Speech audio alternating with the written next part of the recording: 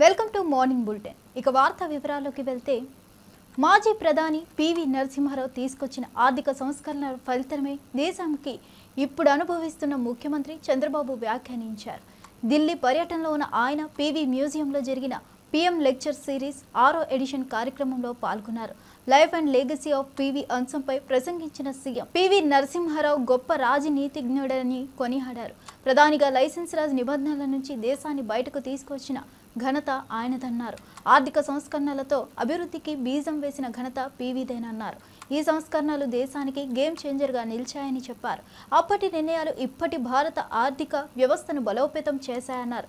భవిష్యత్తు యువతకు పీవీ జీవితం స్ఫూర్తిగా నిలుస్తుందన్నారు. ఈ కార్యక్రమంలో పలువురు రాజకీయ ప్రముఖులు పాల్గొన్నారు.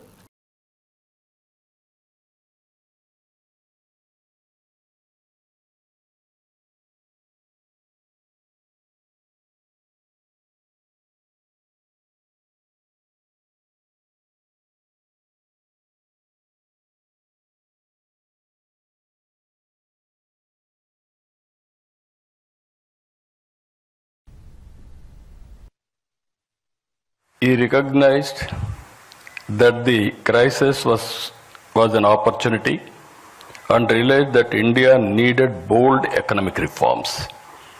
He went ahead and launched the launched the historic economic reforms, that is in 1991. He has changed the future of India.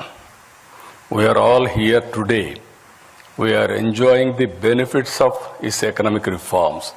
The fruits of his reforms, according to me, is a game changer. China Deng Xiaoping was respected in that angle. India's Deng Xiaoping, P.V. Narasimha Rao, nobody can forget his contribution for the nation. It is important to note that he was heading a minority government, not comfortable government. To bring in bold reform, political consensus is required. Because of his political acumen, he was able to convince all stakeholders and bring consensus across all political parties beyond their political ideologies. That is the greatest achievement P.V. Narasimha Rao garu was able to achieve. I really compliment him. రాష్ట్రంలో పెట్టుబడులను ఆకర్షించేందుకు మెరుగైన పారిశ్రామిక విధానాలతో ముందుకు వెళ్తున్నట్లు ముఖ్యమంత్రి రేవంత్ రెడ్డి పేర్కొన్నారు. తెలంగాణకు ప్రపంచ స్థాయిలో పోటీ వచ్చేలా దర్శనీకతతో చర్యలు చేపట్టామని చెప్పారు. సామీర్పేట జీనోమ్ వ్యాలీలో బయోఫార్మా సంస్థ ఐకోర్ బయోలాజిక్స్ పరిశ్రమకు సంబంధించిన కొత్త యూనిట్కు భూమి పూజ చేశారు. ఈ కార్యక్రమంలో మంత్రులు శ్రీధర్ బాబు, వివేక్లు పాల్గొన్నారు. కొత్త పరిశ్రమలతో ఉపాధి అవకాశాలు పెరుగుతాయని, రాష్ట్రానికి పెట్టుబడులు వస్తాయని సీఎం ఆశాభావం వ్యక్తం చేశారు. పారిశ్రామికీకరణకు ప్రోత్సహించేలా ప్రభుత్వం పనిచేస్తుందన్నారు. తెలంగాణను పారిశ్రామిక కేంద్రంగా అభివృద్ధి చేయాలన్నదే లక్ష్యమన్నారు. సామీర్పేట ప్రాంతాన్ని బయోటెక్ హబ్గా తీర్చిదిద్దుతామన్నారు. పెట్టుబడిదారులకు పూర్తి సహకారం అందిస్తామని తెలిపారు. మెరుగైన విధానాలను తీసుకొచ్చి ఈరోజు ఈ దేశంలో పెట్టుబడులను ముఖ్యంగా తెలంగాణ రాష్ట్రానికి ఆకర్షించాలనే ప్రయత్నం చేస్తున్నాం. నేను మా మిత్రుడు శ్రీధర్ బాబు గారు ఈ 18 నెలల్లో దాదాపుగా 3,28,000 కోట్ల రూపాయల పెట్టుబడులు తెలంగాణ రాష్ట్రానికి ఆకర్షించి ఈరోజు డేటా సెంటర్స్కి హైదరాబాద్ ఈజ్ ద ప్లేస్. ఈరోజు జీసీస్కి దేశంలోనే మొట్టమొదటి స్థానం హైదరాబాద్ నగరానికి ఉంది. ఈ మధ్య బయోఫార్మసైడ్ కానీ ఇతర పరిశ్రమలను ఆకర్షించడంలో కూడా తెలంగాణ రాష్ట్ర ప్రభుత్వం అన్ని రాష్ట్రాల కంటే ముందు ఉండి Telangana rising 2047. We wanted to dedicate our policy on December 9, 2025. Our target is 2035. We wanted to reach $1 trillion economy from Telangana state. We wanted to achieve by 2047 $3 trillion economy of this country. So we wanted to make sure our policies, our permissions, our infrastructure, we wanted to develop up to the mark. We wanted to create a China plus one country. Now everyone is focusing China plus one. Most of the investors are looking towards India. But my point is, I wanted to create alternate China plus one in Telangana state, Hyderabad.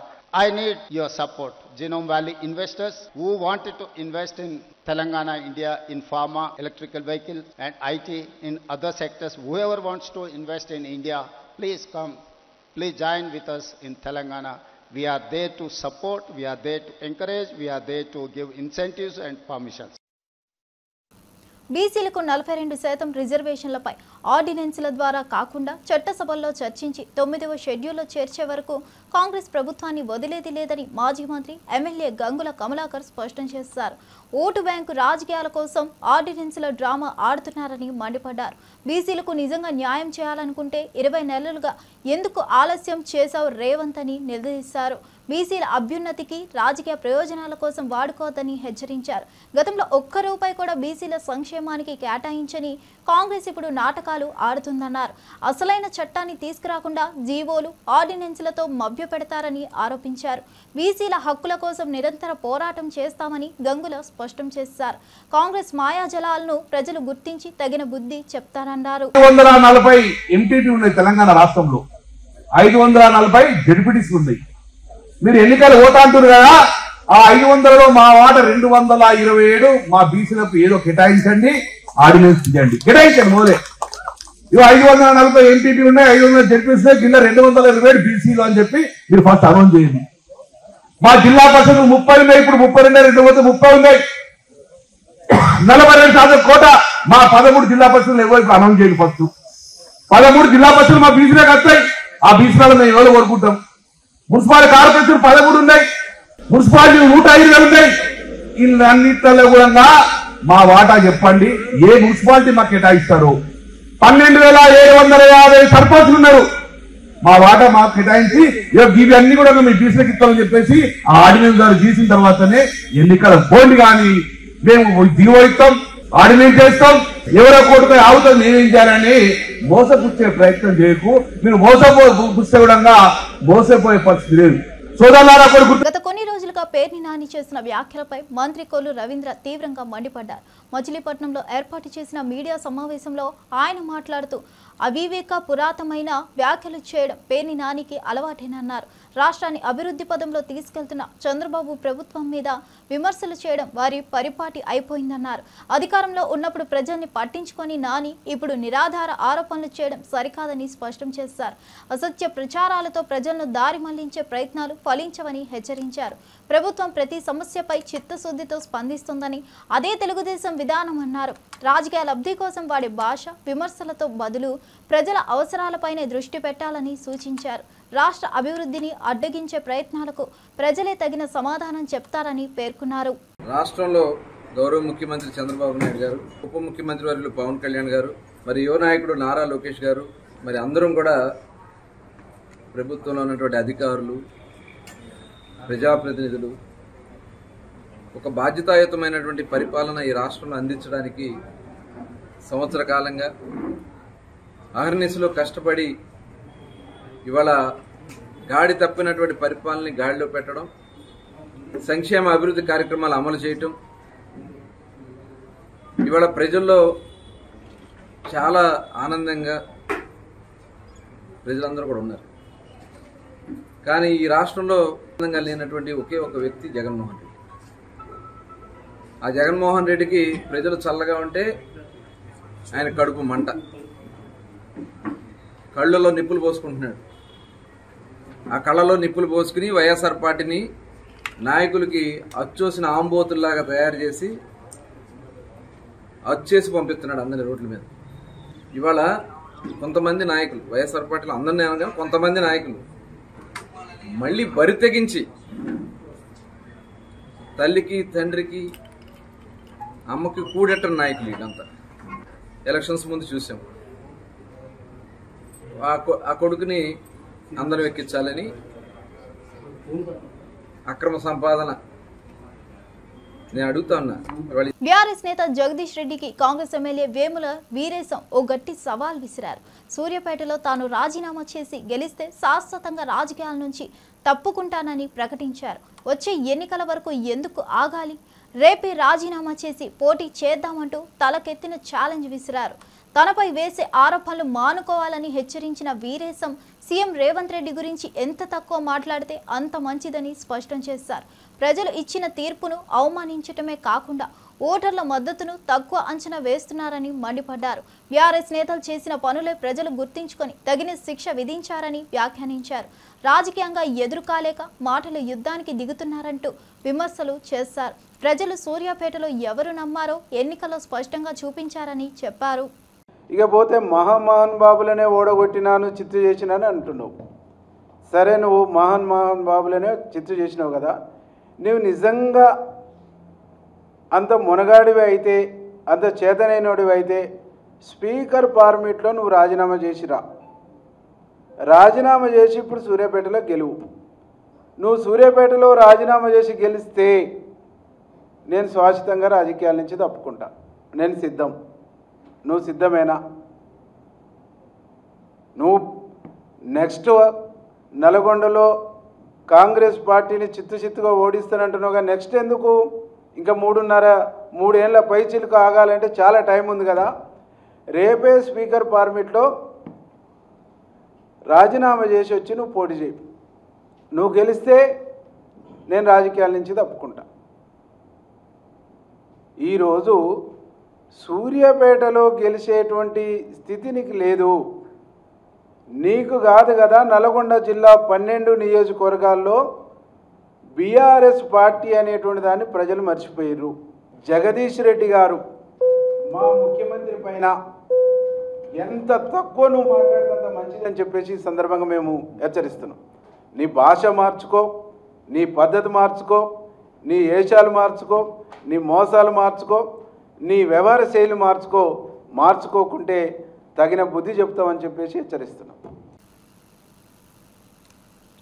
YSRCP నేత Byreddy సిద్ధార్థరెడ్డిపై TDP MLA జేసీ ప్రభాకర్ రెడ్డి సంచలన వ్యాఖ్యలు చేశారు. రప్ప రాత్రిపూట కన్ను ఎగరేస్తా అంటే ఎవరు ఒప్పుకుంటారు అంటూ బైరెడ్డిపై ఘాటు ప్రశ్నలు విసిరారు. బైరెడ్డి కంటే ఎక్కువ బండబూతులు మాట్లాడడం మాకు చేతగానే అన్నారు. అయితే తాము సంస్కారం వల్ల అలా చేయడం లేదని తెలిపారు. నువ్వు యువకుడివి, నీకు చాలా భవిష్యత్తు ఉందని, దయచేసి నీ మాటల్ని, నీ స్టైల్ను మార్చుకో అంటూ హితవు పలికారు. బూతులతో రాజకీయాల్లో నిలబడలేవని, ప్రజలు చూడదగ్గ విషయాలే మాట్లాడాలని సూచించారు. రాజకీయాల్లో వ్యక్తిగత దూషణలకు స్థానం లేదని, పోటీ చేసే నాయకులుగా పరస్పరం గౌరవం ఉండాలన్నారు. రాష్ట్రం అభివృద్ధికి అవసరమైన చర్చలు జరగాల్సిన సమయం ఇదన్నారు. యువ నాయకులు ఎంత జాగ్రత్తగా వ్యవహరించాలో ప్రజలు గమనిస్తున్నారని జేసీ పేర్కొన్నారు. సిద్ధార్థ్ స్పోర్ట్స్ చైర్మన్ అయితేనే నీ గుద్దు ఫోన్ చేసిన, మరి సిద్ధార్థకు మతికుందో లేదో. నేను ఇండియా ప్లేయర్ రా. Your young energetic man. Sports గురించి ఆలోచించు. నీకు చదువు ఉంది, అన్నీ ఉన్నాయంటే ఆయన పెద్ద యాస ఏమో. ఆయన అంత పల్లెటూరులో పుట్టిన యాస. ఆయన జోకులు, ఆయన కథ, ఆయన ప్రోగ్రామాలు చెప్తుంటే నమస్కారం మారు పెద్ద ఊరికి వచ్చి ఏం తిడతావు? నేను రాలేను అనుకుంటానవా? నాకు బంధుత్వం కూడా ఉంది రే. మానుకో, తగ్గు, ఒప్పుకోరు. బీసీ రిజర్వేషన్లపై ఆర్డినెన్స్ ముసుగులో కాంగ్రెస్ ప్రభుత్వం కొత్త డ్రామా ఆడుతుందని మాజీ మంత్రి తలసాని శ్రీనివాస్ యాదవ్ మండిపడ్డారు. ఆర్డినెన్స్ ద్వారా రిజర్వేషన్లు సాధ్యమైతే ఇప్పటికీ దేశంలోని అనేక రాష్ట్రాల్లో బీసీలకు న్యాయం జరిగిపోయేదని అన్నారు. ప్రజలను మభ్యపెట్టే కుట్రలో భాగంగానే ఈ నిర్ణయం తీసుకున్నారని విమర్శించారు. శాసనసభలో చర్చించి చట్ట రూపంలో తీసుకురావాల్సిన అంశాన్ని ఆర్డినెన్స్ ద్వారా అమలు చేస్తామన్న మాటలు బూటకమన్నారు. బీసీలను మోసం చేసే విధంగా కాంగ్రెస్ పార్టీ వ్యవహరిస్తుందని ఆరోపించారు. గతంలో బీసీలకు ఎంత న్యాయం చేశారో ప్రజలకు తెలుసన్నారు. బీసీ వర్గాలు మోసపోకుండా జాగ్రత్త పడాలని కోరారు. బీసీల హక్కుల కోసం నిజంగా కృషి చేయాలంటే న్యాయబద్ధంగా ముందుకు రావాలన్నారు. రాజకీయ ప్రయోజనాల కోసం చేయబడుతున్న ప్రయత్నాలపై ప్రజలు బహిరంగంగా స్పందించాల్సిన అవసరం ఉందన్నారు. మరి మొన్ననే హైకోర్టు లోకల్ బాడీ ఎన్నికలు 3 నెలల లోపల చేయాలి, 100 రోజుల లోపల చేయాలంటే మనం గెలవలేమనేటువంటి పరిస్థితిలో మనం ఉన్నాం. కాబట్టి ఇది గోల్మాల్ చేసి ఆర్డినెన్స్ పెట్టి మళ్ళీ ఇప్పుడు కొత్త డ్రామాకు తెరలేపారు. ఆర్డినెన్స్ ద్వారా సాధ్యమవుతుందంటే ఈ దేశంలో అనేకమైనటువంటి రాష్ట్రాల్లో ఎప్పుడో సాధ్యమవుతుండే. మరి వాళ్ళే చెప్తుండ్రు. నిన్న కూడా మంత్రులు మాట్లాడినరు, ఆ రోజు కూడా మంత్రులు మాట్లాడి ఏం చెప్తుండ్రు, మనకంట ఈ రిజర్వేషన్ లేని మరి కేవీట్ వేస్తారంట, కోర్టుకు ఎవరు పోదని. రెండోది రిజర్వేషన్ల ద్వారానే మనకు 42% వస్తుందని చెప్తూ మళ్ళా నేను రాజకీయ పార్టీలకు చెప్తున్నా, మీరు కూడా పార్టీల పరంగా 42% ఇవ్వాలని. నిన్న అదే మంత్రులు మాట్లాడితే ఏం చెప్తున్నారు, బీజేపీ వాళ్ళు వెళ్ళి 9th షెడ్యూల్లో పెట్టిమని చెప్పి వాళ్ళే పెడుతున్నారు. అంటే మీరే కేబినెట్ లో నిర్ణయం తీసుకొని ఇది చెల్లదు అని మీకు తెలిసి మళ్ళీ ఈ రోజు వచ్చి డ్రామా చేసేటువంటి ప్రయత్నం జరుగుతుందని చెప్పి నేను ఈ సందర్భంగా తెలియజేస్తా ఉన్నాను. నేను ఒకటే ఈ యొక్క కాంగ్రెస్ ప్రభుత్వానికి హెచ్చరిక చేసేది, మాతో గోక్కున్నోడు వాడు బాగుపడినటువంటి దాఖలాలు లేవు బిడ్డ, జాగ్రత్తగా ఉండండి అని చెప్పి హెచ్చరిక చేస్తా ఉన్నాను. ఇది చిన్న శాంపిల్ మాత్రమే. ఒకవేళ నిజంగానే మేమందరం ఇట్లా సమాజంలోకి, ప్రజల దగ్గరికి, మా బిడ్డల దగ్గరికి రాష్ట్ర వ్యాప్తంగా వెళ్ళిందంటే ప్రతి జిల్లాలో భూకంపం సృష్టిస్తామని చెప్పి నేను ఈ సందర్భంగా తెలియజేస్తా ఉన్నాను. మీకు అడ్రస్ లేకుండా చేసేటువంటి బాధ్యత కూడా మా సమాజం తీసుకుంటుందని చెప్పి నేను ఈ సందర్భంగా తెలియజేస్తా ఉన్నాను. మేం ప్రభుత్వానికి చెప్పినాం, మేం సంపూర్ణమైనటువంటి సహకారం ఇస్తామని చెప్పినాం. కానీ గోల్మాల్ చేసేటువంటి కార్యక్రమాన్ని, డెడికేషన్ కమిటీ అని అది కూడా గోల్మాల్ చేసేటువంటి కార్యక్రమం, దాన్ని 5 రోజుల 7 రోజుల లోపల కేబినెట్ లో పెట్టి పబ్లిక్ డొమైన్ లో లేదు, పబ్లిక్ డొమైన్ లో పెట్టలే, కేబినెట్ టేబుల్ చేయలే, శాసనసభలో మాట్లాడినటువంటి దాఖలాలు లేవు. అన్ని హరిబరిగా చేసి దీని ఇది నిజమేదో అని చెప్పి ఇది బ్రహ్మ పదార్థం అని నమ్మించేటువంటి ప్రయత్నం. కరువు వల్ల ఏర్పడే దుర్భిక్ష పరిస్థితులను ఎదుర్కోవాలంటే నదుల అనుసంధానం ఒక్కటే శాశ్వత పరిష్కారమని జల వనరుల శాఖ మంత్రి నిమ్మల రామానాయుడు పేర్కొన్నారు. విజయవాడలో ప్రఖ్యాత ఇంజనీర్ డాక్టర్ కేఎల్ రావు 124వ జయంతి సందర్భంగా నిర్వహించిన కార్యక్రమంలో మంత్రి పాల్గొన్నారు. దుర్గా ఘాట్లోని కేఎల్ రావు ఘాట్ వద్ద ఆయనకు పుష్పాంజలులు అర్పించి నివాళులర్పించారు. నీటి నిర్వహణలో కేఎల్ రావు చూపిన దారిలోనే ఈ తరం ముందుకు సాగాలని మంత్రి అభిప్రాయపడ్డారు. రాష్ట్రంలోని నదుల అనుసంధానంపై ప్రభుత్వం దృష్టి సారించిందని, భవిష్యత్ తరాలకు నీటి సమస్యలు లేకుండా చూడాలన్నదే లక్ష్యమని తెలిపారు. కేఎల్ రావు ఆశయాలను నెరవేర్చడమే ఆయనకు ఇచ్చే గొప్ప నివాళి అవుతుందని అన్నారు. నీటి ప్రాజెక్టులకు ప్రాధాన్యత ఇస్తూ వ్యవసాయ రంగాన్ని బలోపేతం చేయాలన్నారు. అనుసంధానం అనేటువంటి కార్యక్రమానికి శ్రీకారం చుడుతూ ఉన్నారు. దీనికి ఆద్యులు కేఎల్ రావు గారు అనే విషయాన్ని ఈ సందర్భంగా గుర్తు చేసుకోవాలి. ఒక నదీ పరివాహక ప్రాంతంలో అధిక వర్షాలుండి ఇంకొక నదీ పరివాహక ప్రాంతంలో వర్షాలు తక్కువగా ఉన్నటువంటి పరిస్థితుల్లో అక్కడి కరువు కాటకాలు దుర్భిక్ష పరిస్థితుల నుంచి ఆ ప్రాంతాన్ని కాపాడాలని అంటే నదుల అనుసంధానం ఒక్కటే మార్గం. కరువు కాటకాల నుంచి దుర్భిక్షమైనటువంటి పరిస్థితుల నుండి గనులు, కార్మిక, ఉపాధి శిక్షణ మరియు ఫ్యాక్టరీ శాఖ మంత్రి గడ్డం వివేక్ వెంకటస్వామి పారిశ్రామిక అభివృద్ధిపై కీలక వ్యాఖ్యలు చేశారు. రాష్ట్రంలో పారిశ్రామిక రంగాన్ని వేగంగా అభివృద్ధి చేస్తే గణనీయమైన ఉపాధి అవకాశాలు సృష్టించవచ్చని పేర్కొన్నారు. యువతకు ఉద్యోగాలు కల్పించాలంటే నూతన పరిశ్రమలకు స్థలం, మౌలిక సదుపాయాలు కల్పన కీలకమన్నారు. పారిశ్రామిక వృద్ధితో పాటు స్థానికులకు ఉద్యోగాల్లో ప్రాధాన్యం ఇచ్చేలా చర్యలు తీసుకుంటామని తెలిపారు. టెక్నికల్ ట్రైనింగ్తో కౌశల్యాన్ని పెంచి పరిశ్రమల్లో ఉద్యోగ అవకాశాలకి అనుగుణంగా శిక్షణ ఇవ్వనున్నట్లు వెల్లడించారు. రాష్ట్రాభివృద్ధికి పారిశ్రామిక రంగం ప్రధాన చక్రంగా మారాలన్నదే తమ ప్రభుత్వ ధ్యేయమన్నారు. ఇప్పటికే ఎన్నో పరిశ్రమలు తెలంగాణ వైపు రాబోతున్నాయని, దీన్ని మరింత ముందుకు తీసుకెళ్లేందుకు ప్రయత్నాలు కొనసాగుతున్నాయని పేర్కొన్నారు. It's a honor to be here today because I've known Anand for many years. He's a very dynamic personality. Although the families knew each other very well since my father and his father's days, but being close friends, I have seen the passion and the hard work he has put in growing this industry, starting from a sugar industry, and it is amazing that the new technology which he has introduced in this plasma fractionization is really a product for the future. And seeing the video just now, where 20 more products are going to come and it's going to be exported all over the world, it's really a tribute to the hard work put in by him and his team, his children who are also dynamic. They really are there everywhere, they're contributing and seeing how this industry goes. So I will not take much time, but I must say on this occasion that our Honorable Chief Minister has been driving to see that more employment is created through industry in the state of Telangana. He's also started the Skill Development Center, which will enable a lot of people to get skilled, because many places they are all saying that the skill development is less. So his vision was to start a skill development university, and that is taking a reality. So all the steps that are needed to increase the growth of industry in this state and create more employment are taking shape. And in this process, ICOR Laboratories also is contributing in a big way, because going to employ about 1,400 employees at this level of professional get-together is really a great contribution to the society. So I take this opportunity once again wishing him, his family and the team of ICOR Laboratories all the very best. Thank you.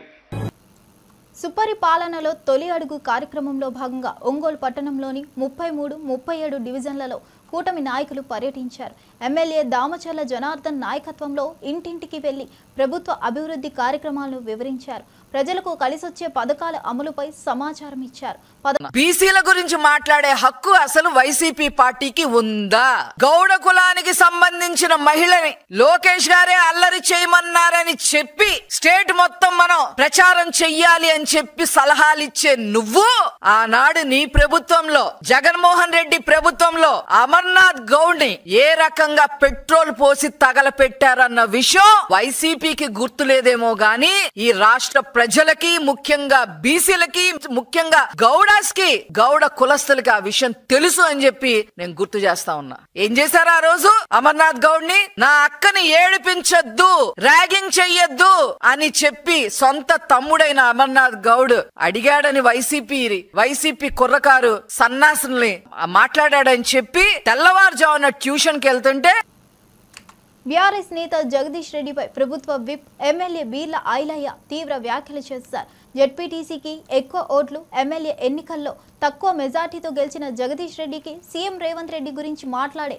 నైతిక హక్కు లేదన్నారు. జగదీష్ తులసి వనంలో కలుపు మొక్కలాంటి వారని ఎద్దేవా చేశారు. వాస్తవాలను విస్మరించి మాట్లాడుతున్న ఆయన నోరు అదుపులో పెట్టుకొని మాట్లాడితే బాగుంటుందని హెచ్చరించారు. అబద్ధపు ఆరోపణలు చేసి ప్రజల్లో మళ్లీ నమ్మకాన్ని సంపాదించుకోవాలని చూస్తున్నారని విమర్శించారు. సీఎం రేవంత్ పాలన ప్రజా సంక్షేమానికి నిదర్శనమన్నారు. గత ప్రభుత్వాన్ని ప్రజలు తిరస్కరించినందుకే ఈ రోజు బీఆర్ఎస్ నాయకులు విమర్శలు చేయడానికి మాత్రమే మిగిలారని ఎద్దేవా చేశారు. ఇటువంటి అసత్యాలపై ప్రజలు గమనిస్తున్నారని స్పష్టం చేశారు. నల్లగొండలో ఒక జోకర్, జెడ్పీటీసీకి ఎక్కువ, ఎమ్మెల్యేకు తక్కువ.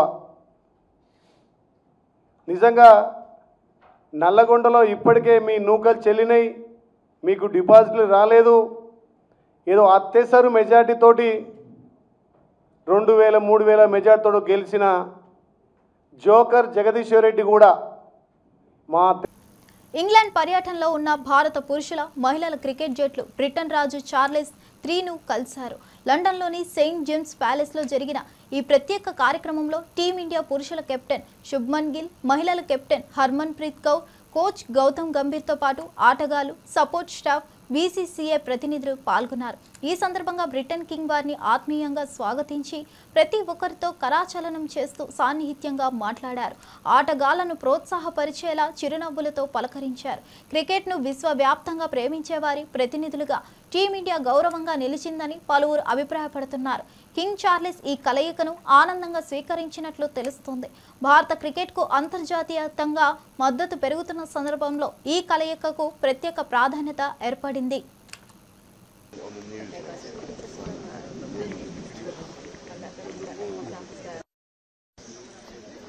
No,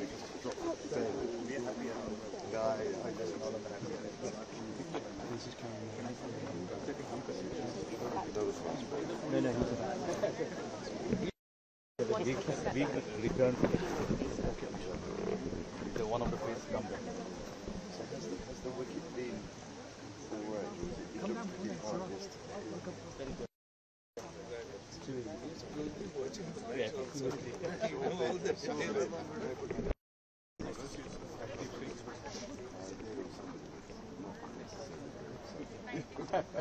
With the bag? No, your balls. Mohamed Siraj. Very good to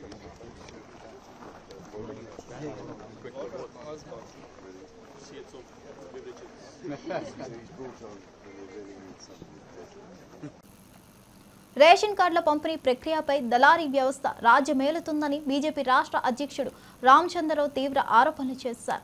Suryapet జిల్లా కోదాడ పట్టణంలో నిర్వహించిన సమావేశంలో ఆయన పాల్గొన్నారు.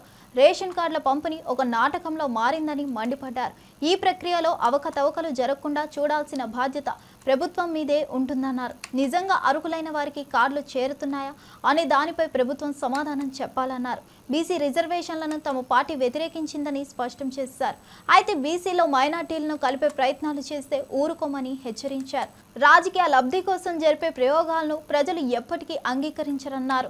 న్యాయబద్ధమైన విధానాలు పారదర్శకంగా వ్యవహరించాలన్నదే తమ నినాదమన్నారు. ప్రభుత్వ అవినీతి అక్రమాలపై ప్రజల్లోకి వెళ్తామని స్పష్టం చేశారు. ఏదైతే ప్రభుత్వం ఇస్తుందో అది కేవలం నాటకం మాత్రమే అనుకుంటున్నారు. ఈ ప్రభుత్వము ఏడాదిన్నర తర్వాత ఏదో రేషన్ కార్డు ఇస్తామని చెప్తున్నారు. రేషన్ కార్డులో కూడా మోదీ గారు ఫోటో పెట్టలేదు. ప్రధానమంత్రి గరీబ్ కళ్యాణ్ యోజన కింద ఈరోజు 5 కిలోల బియ్యం అయితే ఏంటి, గోధుమలు అయితే ఏంటి, 1 కిలో పప్పు అయితే ఏంటి ఉచితంగా ఇచ్చేది కేంద్ర ప్రభుత్వం. నిధులన్నీ నరేంద్ర మోదీ గారు ఇచ్చినప్పుడు నరేంద్ర మోదీ గారి బొమ్మ పెట్టాల్సిన అవసరం ఉన్నది. తెలంగాణలో ప్రతి అర్హుడికి రేషన్ కార్డు ఇవ్వాలి. 42%లో 10% ముస్లింలకు రిజర్వేషన్ ఇస్తే దాన్ని భారతీయ జనతా పార్టీ వ్యతిరేకిస్తుంది. ఎందుకంటే మతపరమైనటువంటి రిజర్వేషన్ చేస్తే అసలైన బీసీలకు నష్టం జరుగుతుంది. ప్రభుత్వము 42% అమలుపరచలేమో అనేటటువంటి అనుమానం చెప్పి భారతీయ జనతా పార్టీ మీద అబండారీచే ప్రయత్నం చేస్తా ఉంది. ఈ ప్రభుత్వ బాధ్యత. యాక్సియం 4 మిషన్ ప్రయోగం విజయవంతంగా ముగిసింది. భారతీయ వ్యోమగామి శుభాంశు శుక్లా నాయకత్వంలోని అంతరిక్ష బృందం రోదసీలో 18 రోజుల ప్రయాణం పూర్తి చేసి భూమికి సురక్షితంగా చేరుకుంది. మంగళవారం మధ్యాహ్నం 3:01 ఈ బృందం కాలిఫోర్నియా సముద్ర తీరంలో ల్యాండ్ అయింది.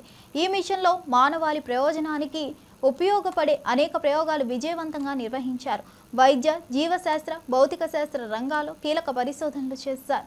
అంతరిక్షంలో సమయాన్ని విజయవంతంగా వినియోగించిన శుభాంశు బృందానికి ప్రపంచవ్యాప్తంగా ప్రశంసలు వెల్లువెత్తుతున్నాయి. భారత్ నుంచి అంతరిక్షానికి వెళ్లిన ఈ మిషన్ గర్వకారణంగా నిలిచింది. భవిష్యత్ అంతరిక్ష ప్రయాణాల్లో భారత పాత్ర మరింత బలపడేలా ఈ విజయంతో మార్గం సిద్ధమైందని నిపుణులు అభిప్రాయపడుతున్నారు. దేశవ్యాప్తంగా శుభాంశు శుక్ల బృందానికి శుభాకాంక్షలు వెల్లువెత్తుతున్నాయి. 1,000 meters for Dragon. We copy 1,000 meters. Great visual confirmation as well as those comms that the 4 main parachutes have deployed. Again, we are going to be slowing down the vehicle from 350 miles per hour all the way down to just about 15-16 miles per hour by the time that the vehicle touches down and splashes down into the ocean. Exactly right. You mentioned these beautiful visual confirmations that we're getting. An important aspect of today's specific splashdown is that it's occurring at night. Dragon 800. Copy 800 meters.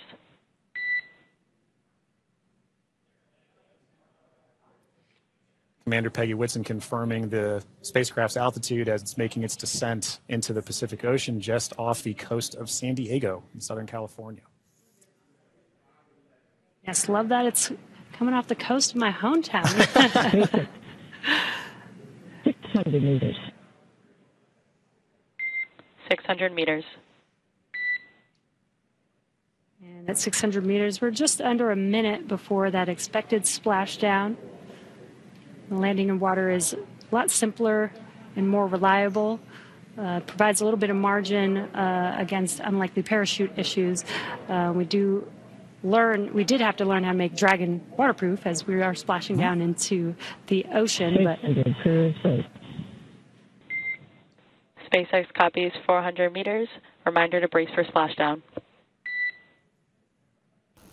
ఇవండి ఈనాటి విశేషాలు. మరో బులెటిన్తో మళ్ళీ కలుద్దాం.